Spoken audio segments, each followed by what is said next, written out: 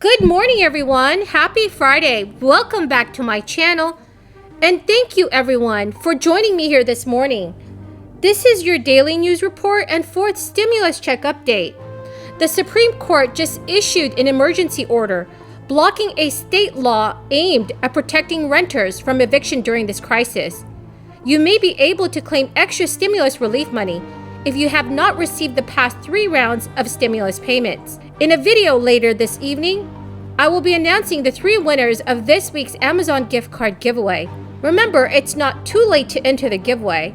All you have to do is subscribe to my channel, like this video, and also leave a comment below. Thank you so much, everyone. On Thursday, the Supreme Court blocked a part of New York's eviction ban. The move, which came against a request of landlords and over the dissent of the court's 3 Democratic appointees, is another signal that the crisis-related eviction bans are in serious danger at the High Court. However, the new order's significance for the ban that President Biden's administration reimposed last week is under intense pressure from liberal activists, and it is unclear whether there is legal basis for the challenges.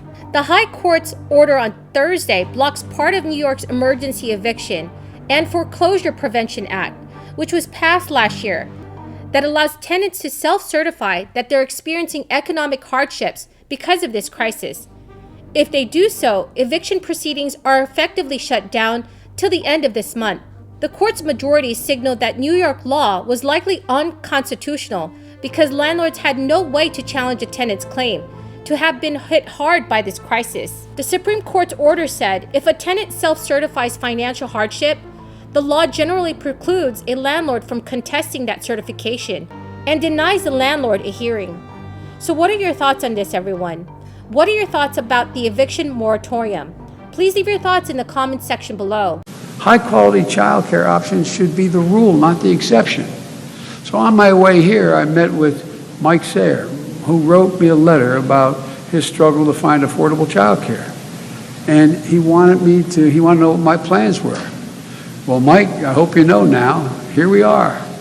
My plans are to provide access to quality, affordable child care with more child care centers and community college campuses, with new and upgraded child care facilities all across the country. Businesses will get a full tax credit to build on-site facilities. And the reason they want to do that is not just to be nice. Because studies show when there is an on-site child care center, businesses have less employee turnover, less absenteeism, and higher productivity. It's overwhelming in their interest to do it. Middle-class families will pay no more than 7% of their income for high-quality child care for children up to age 5. And the most hard-pressed working families won't have to pay a dime. My plan will also invest in child care workforce with better wages, benefits, and training opportunities.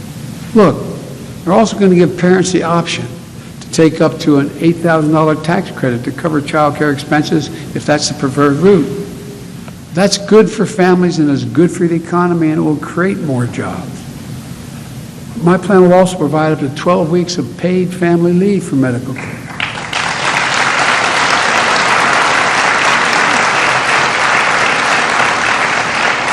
To 12 weeks of paid family. According to new data, nearly half of American workers do not earn enough to rent a 1-bedroom apartment. Rents in the United States continue to increase through the crisis, and a worker now needs to earn about $20.40 per hour to afford a modest 1-bedroom rental.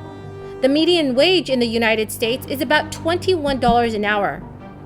The data from the National Low-Income Housing Coalition shows that millions of Americans, from Amazon warehouse workers to cab drivers to public school teachers, are struggling to pay for the rent.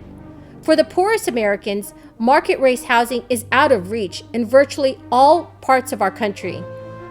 About 14% of Americans fell behind on rent payments during the crisis, roughly double the figure before the crisis even began.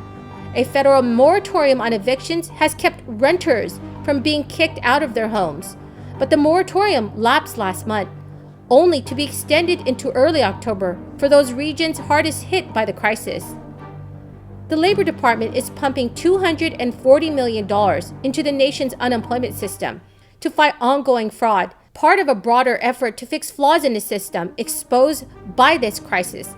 Criminals have targeted unemployment benefits at a high rate since spring of 2020, after federal lawmakers significantly expanded the safety net for the jobless.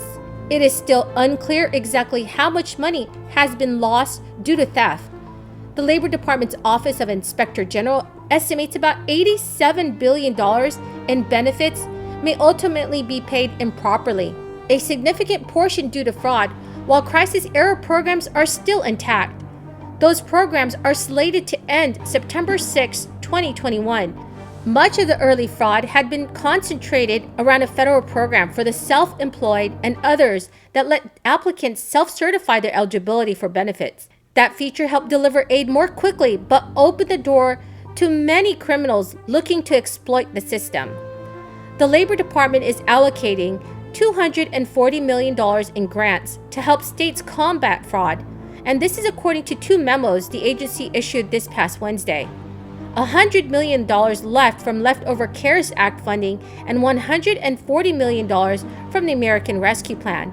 States may use the money to beef up measures such as identity verification of applicants, fraud detection and prevention, cybersecurity, and efforts related to recovering overpayments. The funds are part of a broader department effort to improve the United States unemployment system, using roughly $2 billion in funding from the American Rescue Plan. This crisis has exposed significant issues with benefit administration, which differs from state to state. Many use antiquated mainframes that made it difficult to adapt to changing federal rules and programs. States were also faced with the lowest levels of administrative funding in over 50 years. The U.S. Labor Department is allocating another $200 million for states to make those fixes, which can be then leveraged by other states with similar issues. However, revamping some aspects of the United States unemployment system would require federal legislation. For example, there have been calls for a federal instead of state system of benefit administration to address some of the broad regional disparities in areas like weekly benefit amount, duration of benefits, and qualification rules.